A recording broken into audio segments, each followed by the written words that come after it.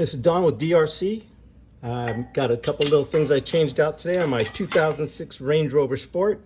Got some new brake pads. Put some new one on here, a little bit of grease on there, white grease. This pad is the new one. There's the old one. You can see how there's a bevel right there where my thumb is at. And this one here has got no bevel.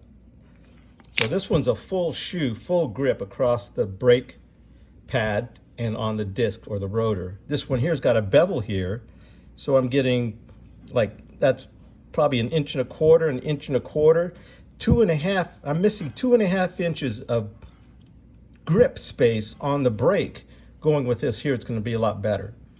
And then on the 206 Range Rover, they got this clunking sound when you hit a curb or something like that. And this is the bushing on the A-arm, bottom, backside A-arm. So I knocked that thing out and put this thing in. And that's a polyurethane bushing, high performance bushing. That thing looks rock solid. Got the brakes, a little bit of rust,